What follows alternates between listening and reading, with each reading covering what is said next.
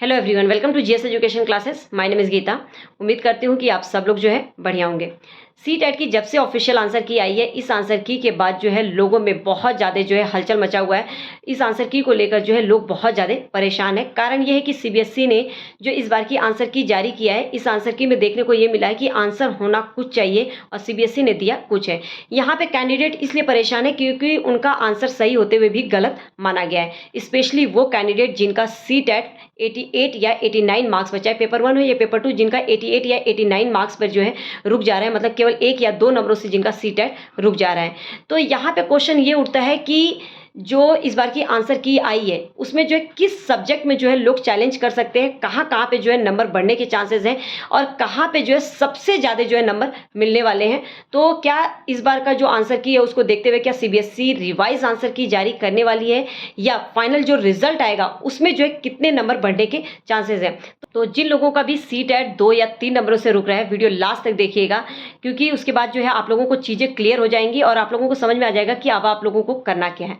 देखिए, अगर मैं आप लोगों को ओवरऑल सबसे पहली बात बता दूं तो सीबीएसई जो है ज़्यादा जो है अपने आंसर की में बदलाव करती नहीं है, लेकिन यहाँ पर जो है कुछ सब्जेक्ट ऐसे हैं जहाँ पे जो है एक्चुअल में देखा गया कि आंसर जो है सीबीएसई ने गलत जारी किया है। अगर मैं पेपर 2 की बात करूँ तो आप लोगों को मैं बता दूं कि पेपर 2 जो एसएसटी है, एसएसटी में आप लोगों को चेंजेस देखने को मिलने वाला नहीं है और एसएसटी में जहां पे जेड लिखा हुआ है ना, उसका कॉमन नंबर सभी को मिलेगा। ठीक है, तो अगर आपका 89 हो रहा है तो 90 जो है फाइनल में आप लोगों को मिल जाएगा। लेकिन पेडागोजी में भी एसएसटी में 2 जगह पर ऐसा है जहां पे आंसर कुछ होना चाहिए और सीबीएसई ने दिया कुछ है। लेकिन पेडागोजी का क्या होता है, मैं पहले से बोलती हूँ कि पेडागोजी जो है अंडरस्टैंडिंग बेस्ड होता है। एग्जामिनर जब क्वेश्चन बना रहा होगा तो उसके दिमाग में किस हिसाब से जो है उसने सोच के बच्चे पर जो है वो आंसर टिक टिक किया होगा, वो उसी को पता होगा। तो पेडागोजी का जो है कई बार ऐसा होता है कि किसी के दिमाग में उसका जो है साइकोलॉजी कुछ कहती है और हमारी साइकोलॉजी कुछ कहती है। तो यहाँ पे जो है पेडागोजी में चेंजेस होने का जो है बहुत ही कम चांसेस रहते हैं, क्योंकि उसका जो है प्रूफ हमारे पास नहीं होता। अगर फैक्चुअल क्वेश्चन होता तो हो जाता, लेकिन वहाँ पे प्रूफ नहीं मिल पाता है। लेकिन पेपर 2 जिनका साइंस और मैथ्स है, ध्यान से सुनिएगा, साइंस में जो है 3 जगहों पर जो है आप लोग चैलेंज कर सकते हैं। आप लोगों ने क्वेश्चन पेपर देखा होगा, अगर आप लोगों को लगता है कहीं पर भी कि आप लोगों का क्वेश्चन का आंसर करेक्ट है, अगर आप लोगों के पास प्रूफ है तो चैलेंज जरूर कीजिएगा। और पेपर 2 में जो मैथ्स वाला सेक्शन है वहाँ पे भी जो है एक क्वेश्चन में ऐसा देखने को मिला है।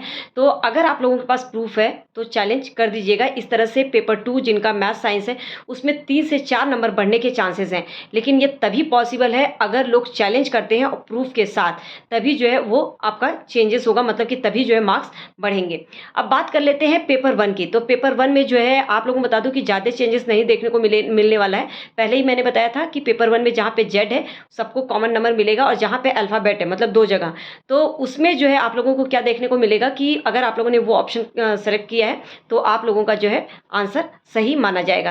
कहने का मतलब है कुल मिला के कि पेपर 1 में जो है 3 नंबर, अगर आप लोगों ने आपका 88 या 87 या 88 89 आ रहा है और अगर आप लोगों ने जहाँ पे भी अल्फाबेट है उसको काउंट नहीं करके देखा है तो आप लोगों के जो है नंबर वो मिल जाएंगे। मतलब कि इस तरह से आप लोगों के 2 से 3 नंबर जो है फाइनल में बढ़कर मिलेंगे। अब बात आता है कि क्या सीबीएसई जो है रिवाइज आंसर की जारी करेगी। तो देखिए, अभी तक का यही सिनेरियो रहा है कि सीबीएसई जो है सीटेट का ज़्यादा मतलब रिवाइज आंसर की नहीं देती है, डायरेक्ट रिजल्ट देती है। तो यहाँ पे जो है आप लोगों को डायरेक्ट रिजल्ट ही देखने को मिलने वाला है। और साइंस और मैथ्स वाले अगर अपना चैलेंज करते हैं और प्रूफ के साथ अगर वो मान्य हो जाता है तो आपके 3 से 4 नंबर जो है बढ़ने वाले हैं। तो जिनके पास भी प्रूफ है, अगर आप लोगों को लगता है तो एक एक नंबर जो है मायने रखता है, तो आप लोग जो है जरूर चैलेंज कीजिएगा।